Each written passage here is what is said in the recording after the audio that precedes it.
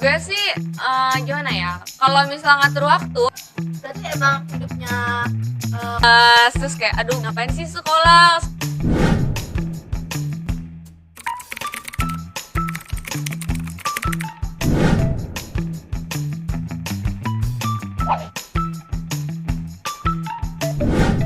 Halo Eleveners, selamat datang di podcast pertama kali Jurnalis. Gue Revan Rahman sebagai moderator dan dengan narasumber gue Kak Kalista. Kak Kalista, kenalin dirinya dong. Oke, thank you. Halo semuanya, kenalin nama gue Kalista Natania. Kalian bisa panggil gue Kalista, Caca, atau terserah panggil apa. Kak Caca, aku boleh nanya-nanya banyak nggak? Boleh. Mau nanya apa? Belakangan ini kesibukan Kak Kalista apa aja nih?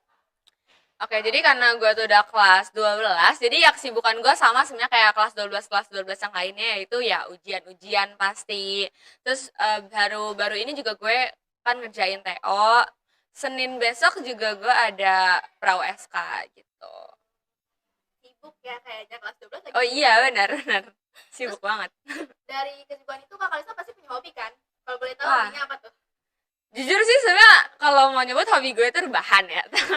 Enggak, sebenarnya gue tuh suka baca buku sih, nulis cerita gitu. Nyanyi juga guys. Enggak sih. Tapi Kata siapa? gue pernah lihat Kak Caca nyanyi guys. Suaranya Nggak. bagus banget. Enggak, gue kalau gue nyanyi takutnya yang lain udah kabur gitu, sakit Wah. perut. Kayaknya nggak deh, malah pada tidur kayaknya. Karena yang enak. Waktu Kak Kalista waktu kecil, Kak Kalista punya cita-cita nggak? Cita-citanya apa tuh? Dulu ini agak aneh sih, gue juga nggak ngerti kenapa, tapi cita-cita pertama gue tuh jadi bidan. Wow.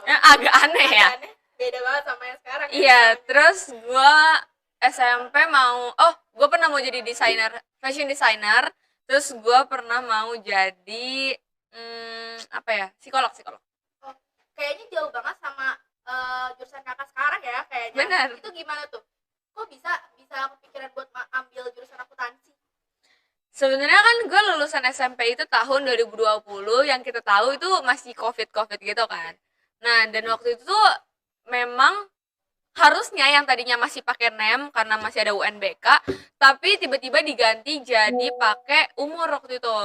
Dan gue kan tadi mau daftar SMA nih buat ngelanjutin cita-cita gue ke psikologi, tapi ternyata emang berat untuk di SMA, dan akhirnya gue nyoba ya udah deh yang mana aja, yang penting negeri gitu. Dan akhirnya keterima di sini di 11 jurusan akuntansi gitu. Tapi agak jauh ya sebenarnya. Ya nggak apa-apa ya. Gue lihat nih Kak Caca kan sibuk nih Kak. Gimana tuh cara mengatur waktu versi Kak Caca? Oke, kalau gue sih gimana ya? Kalau misalnya ngatur waktu itu gue lebih suka, misalnya gue lagi sibuk banget nih padat di hari ini, kayak gila gue tugasnya banyak banget gitu. Gue biasanya bikin jadwal. Jadi jadwal per hari, misalnya hari ini dari jam sekian sampai jam sekian gue bangun, terus gue mandi gitu misalnya. Terus dari jam sekian sampai jam sekian gue berangkat ke sekolah, sekian sampai jam sekian gue nyampe rumah ngerjain tugas, misalnya kayak gitu sih. Berarti emang hidupnya Kak Caca ini teratur banget ya kayaknya. Sebenarnya sih enggak juga ya. Itu sebenarnya susah banget buat nerapin itu, karena ya pasti banyak banget hawa nafsu dalam diri manusia, jadi kayak males, terus kayak aduh gue masih mau rebahan gitu. Tapi kalau misal lagi sibuk tuh kayaknya aduh gue harus selesain dulu baru gue bisa rebahan gitu. Kayaknya nggak enak rebahan kalau tugasnya yang kayak dikumpul besok tuh belum selesai gitu. Sejak kapan tuh nerapin kedisiplinan itu?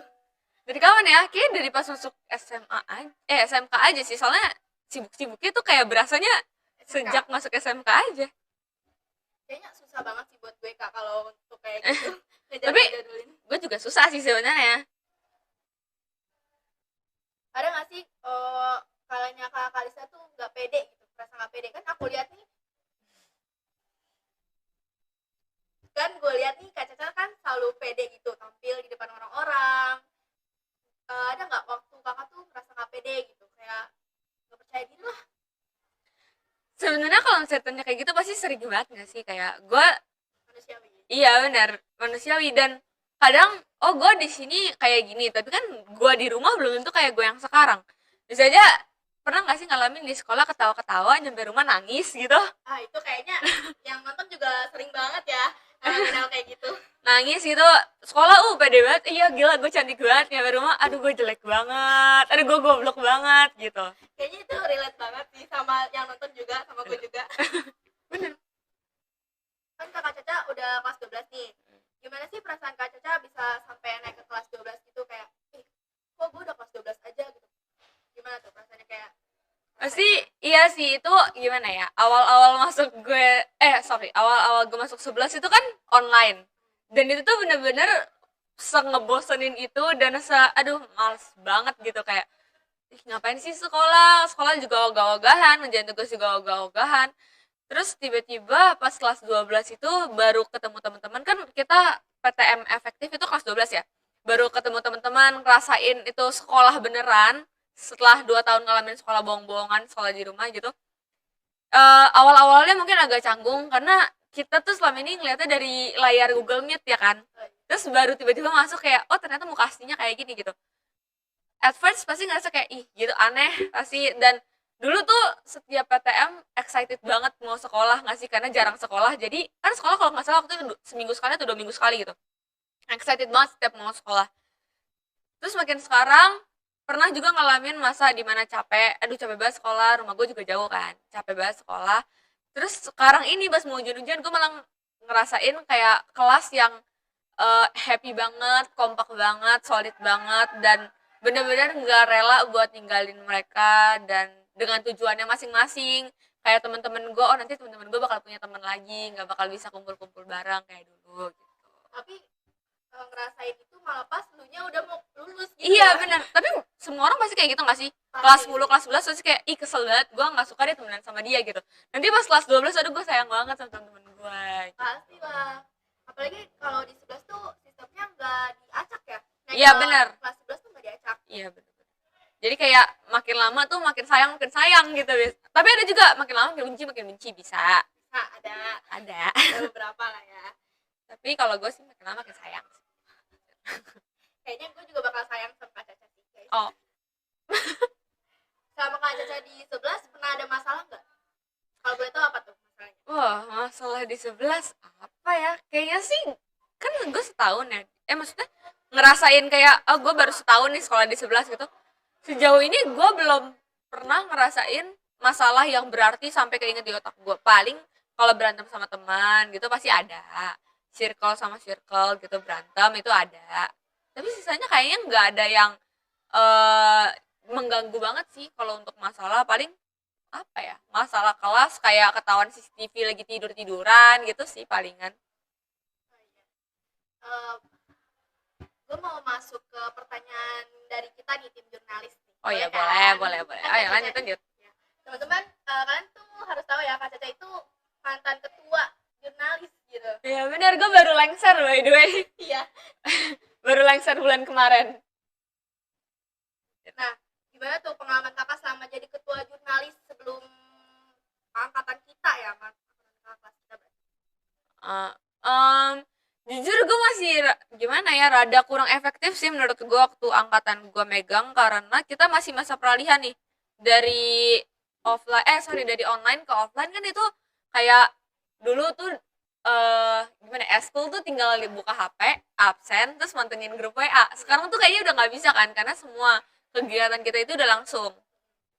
Dulu juga temen-temennya tuh masih kayak bingung gitu, karena setiap masuk sekolah itu masuknya ganti-gantian kan waktu itu, kayak hari ini kelas ini, hari ini kelas ini gitu, jadi agak susah buat kita komunikasi. Terus tapi ya puji Tuhan bisa terlewati dengan baik. Bisa jalan. Iya bisa jalan, dan jurnalis masih ada sampai sekarang, malah lebih keren guys angkatan ini. Wah, terima kasih Kak Caca. Selama jadi ketua jurnalis seneng atau enggak nih? Tapi kelihatannya seneng aja ya, kelihatannya seneng aja. Tapi kita nggak tahu, kita coba tanya dulu.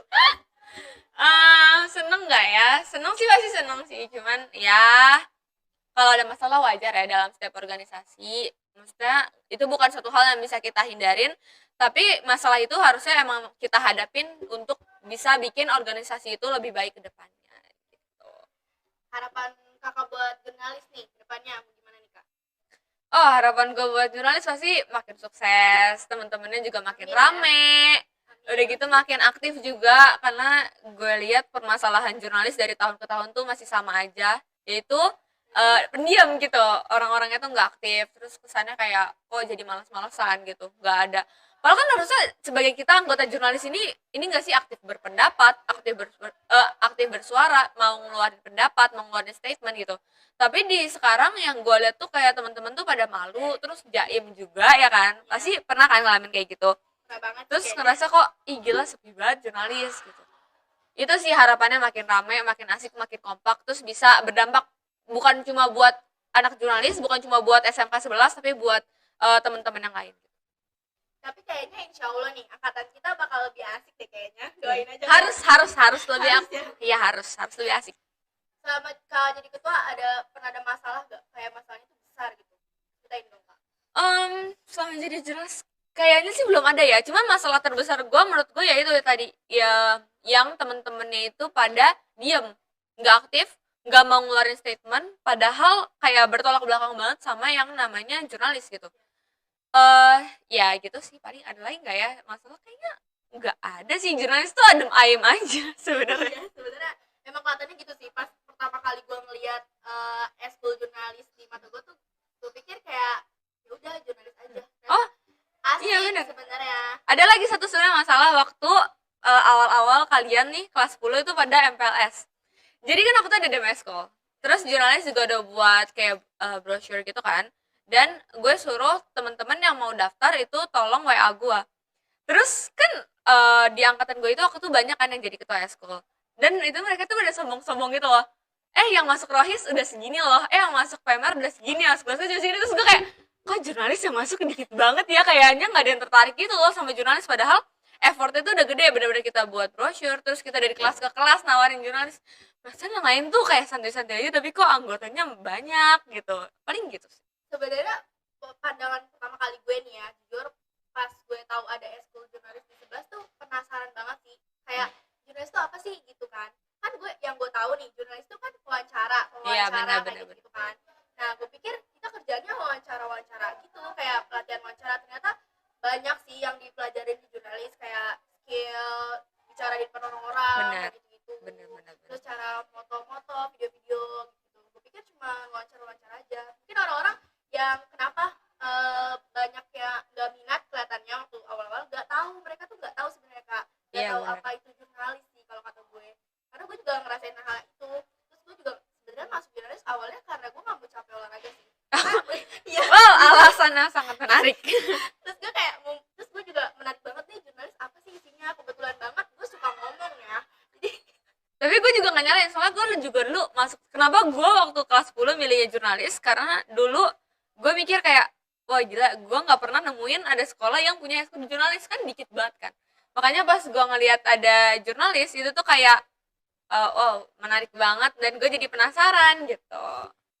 ya emang jarang juga gak sih eskul jurnalis di sekolah-sekolah lain yang gue tahu. Ini juga 11, kayak gue bisa hitung pakai jari gitu guys, eskul jurnalis di beberapa sekolah. Iya teman-teman, makanya masuk jurnalis ya. Makanya kalau kalian nonton dari luar sekolah kita nih, kalian kalau misalnya ada eskul jurnalis, masuk aja cobain. Betul. Karena Ini testi langsung anak jurnalis. Jurnalis langsung. Seru banget tuh guys, seru banget. Nih, kita mau ke topik beasiswa. Guys, tau gak? Keren banget nih narasumber kita kali ini dapetin Waduh. beasiswa dari Bank BCA ya. Thank you by the way. Nih, jelasin dong Kak, gimana cara Kakak dapetin beasiswa ini ke teman-teman. Siapa tahu kan teman-teman semua nih pengen juga gitu dapetin beasiswa dari Bank BCA juga gitu kan, biar sama kayak Kak Caca. Aduh, gue malu banget sih sebenarnya. Ini gue bener nih ceritain dari awal nih. Iya. Ya oke. Jadi tuh dulu waktu gue kelas 10 ini tuh berawal dari sebenarnya bokap gue yang bilang kayak kita nggak punya duit, tapi gimana caranya supaya kita tuh bisa tetap kuliah gitu. Maksudnya nggak boleh sampai nggak kuliah, gimana caranya harus kuliah tapi nggak ngeluarin duit banyak gitu. Terus gue sebenarnya nggak, waktu itu nggak terlalu musingin karena masih kelas 10 juga, kayak ih gila gue baru masuk SMK masa udah disuruh nyari kuliah, kan pusing banget ya. Tapi waktu itu gue dikasih tahu nyokap kalau misalnya klien dia ada yang bukan nawarin sih, lebih kayak cerita tentang pengalaman dia di BCA, kalau misalnya dia itu memang dulunya keterima beasiswa gitu. Terus akhirnya gue coba-coba searching, dan gue waktu itu bener-bener gue masukin ke dalam satu Word, terus gue print semua. Apa itu beasiswanya, benefitnya apa aja, apa yang bisa gue dapetin dari sana, terus gitulah pokoknya berapa lama kayak gitu kan. Terus akhirnya waktu itu em, waktu kelas berapa ya, oh enggak, masih kelas 10, gue lagi scroll Instagram, terus gue ketemu akun kakak kelas gue kayak ngastok orang gitu, terus ketemu satu akun kakak kelas gue, dan dia itu ternyata penerima beasiswa BCA sama yang apa yang gue mau. Akhirnya gue kayak, oh kesempatan emas gitu, dan gue akhirnya cari-cari tahu ke sana, gue chat dia, dan dia ngasih tahu, dia bilang kayak gini, udah pokoknya lu tuh nggak usah banyak mikir, yang lu perlu lakukan sekarang itu cuman lu harus eh, jaga rapot lu gitu, jangan sampai nilainya turun gitu. Terus waktu gue kelas 11, gue ingat banget di bulan terakhir gue PKL, sekitar tanggal 20 April ya kalau nggak salah, si kakak kelas gue yang tadi ini itu tuh bikin SG. SG-nya itu kayak dia ngasih tahu kalau misalnya BCA itu lagi open recruitment. Akhirnya gue cek ke website BCA dan ternyata benar. Ya udah gue langsung apply dong. Besok kan ya gue langsung apply, isi data-data yang diperlukan, terus gue liat seleksinya apa aja, dan 2 minggu kemudian, berapa ya, iya 2 minggu kemudian gue dapet email kalau misalnya gue keterima dan gue bisa maju ke seleksi berikutnya. Akhirnya gue masuk ke seleksi yang kedua, itu ada apa ya, assessment online tuh kayak psikotes tapi versi lightnya gitu loh, kayak nggak sesuai psikotes. Terus belum 2 minggu kemudian lagi gue dapet email kalau gue ngikutin psikotes, lolos lagi, terus maju lagi ke psikotes. Akhirnya gue ikut psikotes. Terus gue ingat waktu itu psikotes itu gue ngikutin di sini, by the way, di sekolah, nyari kelas kosong, nyari kelas sepi, ikut di sana. Udah gitu ternyata lolos lagi, dikasih tahu hari itu juga, dan besoknya gue harus langsung ikut interview pertama pagi-pagi. Padahal tau nggak, waktu itu malah gue masih mau main ya kan, sorenya main, gue pulang jam 11 malam, nyampe rumah masih harus belajar buat ngikutin interviewnya gitu. Iya, besok paginya nyari-nyari tahu. Terus sempat banyak kendala juga sebenarnya untuk ngikut sampai ke tahap itu, tapi puji Tuhan tetap lolos sampai ke interview 2, terus medical check up, sampai akhirnya gue diinformasikan bahwa gue adalah salah satu penerima beasiswa. Wah, keren banget sih pengalamannya. Terus gimana tuh respon keluarga, terutama orang tua ya, setelah tahu Kak Caca ini dapat beasiswa? Pasti happy banget, terus lega banget, karena waktu itu gue dapat informasi keterima beasiswa waktu awal-awal gue masuk kelas 12. Oh enggak, bahkan sebelum bagi rapot gue udah tahu kalau gue udah keterima beasiswa. Berarti kelas 11 kapan? Kelas 11 akhir gitu deh. Gue udah tahuan kalau misalnya gue keterima beasiswa sih. Gitu. Jadi pasti happy banget karena udah lega juga nggak sih. Jadi sekarang gue ngejalanin kelas 12 juga jadinya nggak terlalu berat, nggak kayak mungkin temen-temen gue tuh lagi pusing-pusingnya kayak nyari univ, SNBP, SNBT. Aduh, gue masuk eligible nggak ya? Masuk eligible kan juga belum tentu keterima gitu. Masih pusing nyari univ, takut juga, masih overthinking, nyari backupan gitu. Nyari backupan swasta juga kan pasti. Gitu. Tapi keren banget sih Kak Caca ini. Maksud pantesan aja ya, gue ngeliat Kak Caca tuh santai-santai aja ngejalanin kelas 12. Yang kan dari yang gue tahu nih, pengalaman kelas 9 walaupun gak seberat kelas 11 ya, itu rada deg-degan juga sih. Maksudnya kayak hidupnya tertekan gitu selama ada ujian gitu kan. Pantesan aja ngeliat Kak Caca santai-santai aja. Enggak, gini, sebenarnya gue tetap deg-degan karena tetap aja kan kalau kelas 12 itu kan yang penting kan ujian sekolah ya sekarang. Ujian sekolah, ujian paket itu kan tetap penting karena dalam ijazah biasanya di belakangnya tuh ada transkrip, ada transkrip nilainya ya kan. Dan ijazah itu kan kepake sampai kita nanti buat ngelamar kerja gitu-gitu kan. Gini, lu kalau misalnya nanti HRD lu lihat nilai lu jelek kan malu ya kan. Yes, yes. Jadi sebenarnya yang gue usahain tuh itu biar gue gak malu aja nanti depan HRD gitu. Tapi keren banget sih Kak Caca ini. Terus Kak Caca kan milih nih untuk kuliah. Apa tuh? Maksudnya kayak kenapa bisa pengen kuliah gitu? Oke, gimana ya? Kenapa gue pengen kuliah? Karena pertama dorongan dari orang tua juga, dorongan dari keluarga, support dari keluarga. Kenapa gue pengen kuliah? Dan gue merasa gini, tau gak sih istilah orang bilang cewek tuh nggak usah punya, nggak usah sekolah jauh-jauh, kan itu juga di dapur gitu. Menurut gue itu salah besar karena oke, gue tahu mungkin suatu saat cewek juga bisa berkeluarga, punya cowok misalnya yang mapan, kerjaannya bagus, terus dinafkahin sama cowoknya. Terus oke, mungkin cowoknya minta nih, oh ya udah nggak apa, kamu di rumah aja gitu, misalnya ngurus anak. Kita tuh mungkin merasanya sekarang kayak, oh nanti ilmu gue nggak kepake dong karena gue nggak kerja. Nggak, itu salah. Karena sekolah pertama anak itu pasti dari ibunya. Kalau ibunya bodoh gitu, gimana anaknya bisa pintar? Pasti anaknya juga sama nggak sih? Karena sekolah pertama anak ya dari ibunya. Kalau ibunya pintar, pendidikannya bagus, pendidikannya tinggi, pasti anaknya juga sama.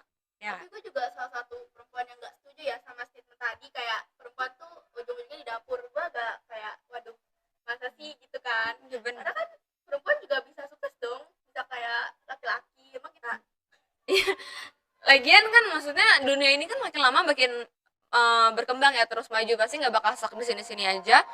Dan kalau misalnya sekarang mungkin anak-anak SMK, anak-anak SMA itu bisa keterima kerja.